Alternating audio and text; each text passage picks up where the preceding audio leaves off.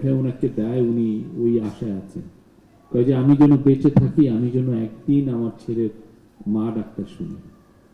ভয়াবহ গল্প। ওনার আমি জানি না উনি ঢাকায় আসছেন কিনা, উনি যদি আসে আমার মনে হয় যে ওনার সাথে আবার একটু দেখা করে ওনার সাথে কথা বলার খুব ইচ্ছা। কেননা আমি জানি ওনার যে গুমের যে এটা এটা আমার যে কেন যেন মনে হয় যে এটার সাথে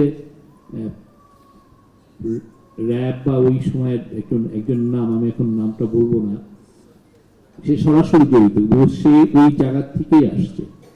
শুধুমাত্র যে রাষ্ট্রকে করে, রাষ্ট্রকে সামনে রেখে পুরো একটা ক্রিমিনাল এন্টারপ্রাইজ হয়েছিল বাংলাদেশে। হাসিনাকে সামনে রেখে একটা ভয়াবহ রকমের মাফিয়াতন্ত্র, একটা ক্রিমিনাল এন্টারপ্রাইজ। সবাই যে যার মতো খুন করছে আর উনি লেজিটিমাইজেশন দিচ্ছেন, গুম হচ্ছে, লেজিটিমাইজেশন দিচ্ছেন। মানে এই যে একটা ভয়ঙ্কর একটা সময় আমরা পার হয়ে গেছি, এটা আমরা বুঝি নাই। এবং এইটার সত্যিকারের বিদ্রোহের প্রথম ডাকটা মায়ের ডাক দিয়েছে।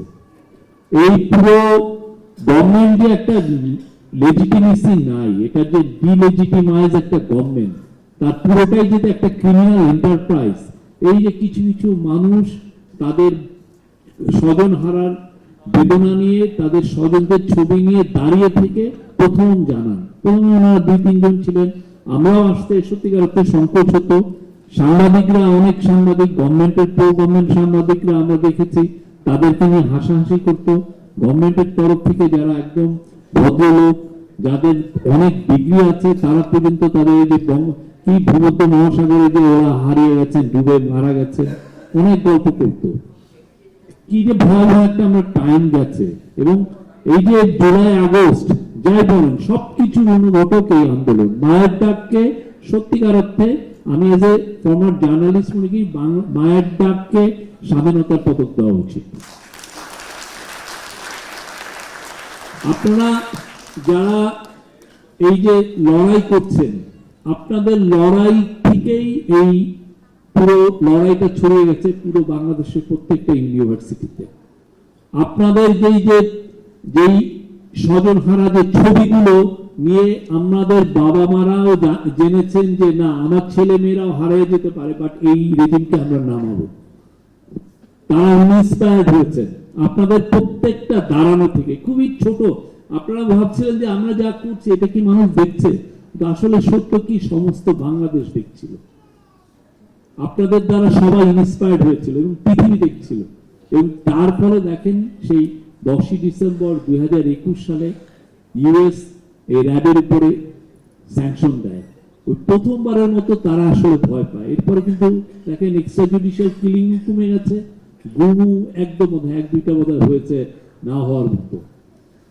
এই জায়গাগুলো মানে মায়ের ডাক বা গুম নিয়ে যেই কাজগুলো আপনারা করেছেন, সেটা পুরো জাতিকে জাগিয়ে তুলেছে। এবং জাতির মানে একটা গভর্নমেন্ট কি হওয়া উচিত আর একটা গভর্নমেন্ট কি সেটা জানতে পেরেছে। যে এই যে একটা ক্রিমিনাল এন্টারপ্রাইজ, শেখ হাসিনা যে একটা বড় রকমের মাফিয়াতন্ত্র চালাচ্ছেন, এবং তার সাথে তো 1-2টা না, কয়েকশো বা কয়েক হাজার লোক একসাথে জড়ো হয়ে এই ক্রিমিনাল এন্টারপ্রাইজে জয়েন করেছে। আপনি দেখেন র্যাবের এরা ওনারা অন্ধ, পুরো একটা গ্রুপ অফ পিপল অন্ধ হয়ে গিয়েছিলেন যা করতেছে সেটা। মানে এই কোথায় মানে মানে এটা কেউ যদি ফিরে দেখে যে বাংলাদেশটা কি এইরকম কি একটা ভয়ানক একটা ক্রিমিনাল এন্টারপ্রাইজ কি চলে পৃথিবীতে। আমি আবার বলতে চাই, বাংলাদেশে যে সমস্ত জায়গায় গুমে যারা জড়িত ছিল তারা জীবনে পলিটিক্সে ফিরতে পারে নাই, এবং হাসিনার সাথে যারা গুমে জড়িত ছিল তারা জীবনে বাংলাদেশে পলিটিক্সে ফিরতে পারবে না, তাদের জন্য পলিটিক্স হবে না। আপনি আর্জেন্টিনায় দেখেন, আপনি চিলিতে দেখেন, আপনি পেরু বা অন্যান্য ওই পুরো ল্যাটিন আমেরিকা দেখেন, কেউ গুম করে পার পায় নাই, বাংলাদেশও পার পাবে না। প্রত্যেকটা গুমের অ্যাকাউন্ট নেওয়া হবে, প্রত্যেকটা গুমকে আমরা ধরে রাখবো, এবং এই গল্পগুলো পুরো বাংলাদেশের আকাশে বাতাসে থাকবে, ওয়ালে ওয়ালে থাকবে। আপনি যেরকম ওয়ালে ওয়ালে সবাই ছেলে মেয়েরা লিখে দিয়েছে আমি কে তুমি কে, বিকল্প কে, বিকল্প আমি তুমি আমরা, সেরকম আপনাদের গল্পগুলো সব জায়গায় লেখা হবে। আমরা আশা করছি যে আপনাদের সমস্ত কিছু, এই যে গুমের পুরো জিনিস, আমরা যে জাদুঘরটা করছি গণভবনে, সেখানে সংরক্ষিত হবে। আর আপনারা যারা এত বছর ধরে ফাইট করছেন, আমার সনদবদ্ধ অনুরোধ, আপনারা ফাইট থেকে এক চুলো নড়বেন না। আপনাদের যে দাবি, আপনাদের যে স্বজনহারা, আপনাদের ছেলে, আপনাদের যে বাবা, ভাই, বোন, ছেলে, মেয়ে যারা যেখানে হারিয়েছে, সেই জায়গাগুলো খোঁজার দায়িত্ব আমরা যেমন নিয়েছি, আপনারাও নেবেন। আপনারা আমাদের সাথে থাকেন। আমরা এটার জন্য একটা প্যানেল করেছি, আমরা এটার জন্য একটা কমিশন করেছি। তারা প্রত্যেকটা কেস একটা, দুটো, তিনটা, চারটা করে দেখছে, এবং আপনাদের গুলো আমরা জানতে চাবো যে কি হয়েছিল, সুমন ভাইয়ের কি হয়েছিল। আমি সুমন ভাইদের বাসায় ভাড়া ছিলাম অনেকদিন। উনি একটা প্রাণবন্ত মানুষ ছিলেন, এবং ওনার মা যখন হারিয়ে গেলেন, সুমন ভাই, ওনার মা একটা বছর একদিনও উনি বাদ দেন না, একটা দিনও বাদ দেন নাই। উনি ল্যাবের ওখানে যেতেন না, ওনাকে প্রতিদিন ভুল বোঝানো হতো। প্রতিদিন ল্যাবের কোনো কমান্ডার বলতো যে না আমরা দেখছি ইয়ে, উনি একটা দিনও মিস করেননি। হাজেরা খাতুন এর যে স্ট্রাগল, ওনার দুই মেয়ে, ওনার মেয়েদের যে স্ট্রাগল, বা আপনারা এখানে যারা দাঁড়িয়ে আছেন, আমি যাদেরকে দেখছি, এদেরকে আমি মনে হয় গত 7 বছর 8 বছর ধরে দেখছি, সেই 2014-15 থেকে দেখছি। আপনাদের স্ট্রাগল লিজেন্ডারি, বাংলাদেশে এরকম স্ট্রাগল কেউ করে নাই। আপনাদের ফাইট সত্যিকার অর্থে এটা একটা রূপকথার ফাইটের মতো। এরকম একটা ফাইট বাংলাদেশের মানুষ করবে সত্যিকার অর্থে। আপনারা আপনাদের স্বজনদের জন্য ফাইট করেন, পুরো বাংলাদেশ যাতে সেফ থাকে, বাংলাদেশের যাতে হিউম্যান রাইটসটা সারা জীবন আপহোল্ড থাকে, সেটার জন্য ফাইট করেছে। বাংলাদেশকে আপনারা একটা নিরাপদ জায়গা বানানোর লড়াই ছিলেন, এবং সেই লড়াইটা এখনো জারি আছে। আমরা আশা করি এটা আপনার সামনে আরো জারি রাখবেন।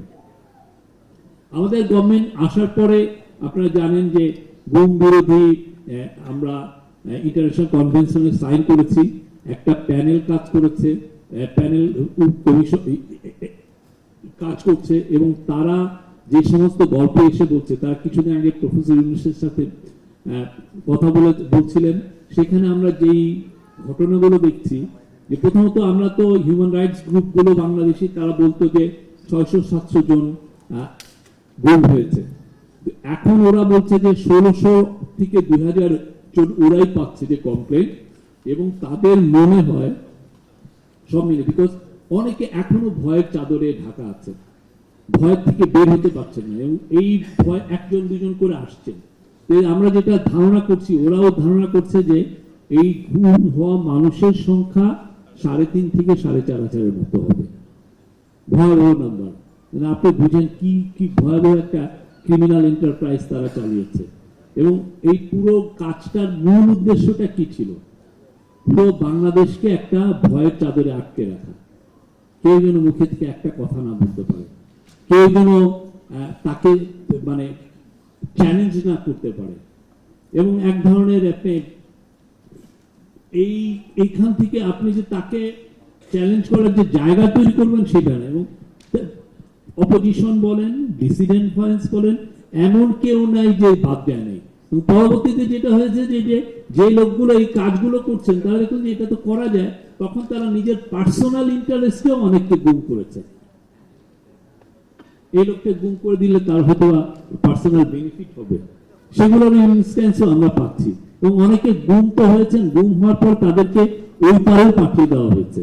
মানে আপনি ক্রিমিনাল এন্টারপ্রাইজের ব্যাপারটা দেখেন, সে শুধুমাত্র শুক্রঞ্জন বালি শুধু ঢাকায় গুম হননি, ওনাকে পরবর্তীতে পাওয়া গেল ইন্ডিয়ার একটা জেলে। কেমনে গেলেন? সালাউদ্দিন তো ছিলেনই, সালাউদ্দিন উনি খাইতো ফাইল কেস, সেজন্য আমি বললাম না। আরো ওই প্যানেলের কাছে আরো 3-4টা কেস এরকম এসছে, তারা এটা জানিয়েছেন। আমরা এগুলোর সত্যিকার অর্থে আমরা প্রত্যেকটার বিচার করতে চাই, আমরা করার জন্য প্রস্তুতি নিচ্ছি। আমাদের এটা অঙ্গীকার যে বাংলাদেশের প্রত্যেকটা গুম আমরা এটা ইনভেস্টিগেট করব, এবং এটার আওতায় বিচারে আসবে যারা যারা জড়িত ছিল। আমরা এটা খুব কষ্টসাধ্য একটা কাজ, কিন্তু সেটার জন্য আমরা কাজ করছি, আমাদের গভর্নমেন্ট এটা নিয়ে কাজ করছে। এটা আমাদের টপ প্রায়োরিটি। এটা গুমের ইনভেস্টিগেট করা, গুমের প্রত্যেকটা ঘটনাকে বের করা এবং এই গুমের যারা লোকগুলো যেখানে রাখা হতো আয়নাঘর, এই আয়নাঘরকে ডিমলিশ করা এবং মানুষের সামনে তুলে ধরা, এটা আমাদের টপে। এটা আমাদের জেনারেশনকে জেনারেশন এই এই এই এই গল্পগুলো জানতে হবে। তারা দেখবে যে কি ভয়াবহ রকমের একটা ক্রিমিনাল এন্টারপ্রাইজ ছিল 2009 থেকে 2024 পর্যন্ত। আমি বেশি কিছু বলবো না। উনি যেটা যেই কথা মুবাশশির হাসান বললেন, জাহেদ ভাই বললেন, আমি এই মেসেজগুলো নিয়ে আমি আমাদের প্রধান উপদেষ্টার কাছে বলবো যে অ্যাকাউন্টসের কথা এসছে, আপনাদের কম্পেনসেশনের কথা এসছে। আমরা এই পুরো জিনিসটা, আমি তো এজ এ মানে মেসেজ ক্যারিয়ার হিসাবে আমি এই মেসেজটা ওনাদের কাছে দিব।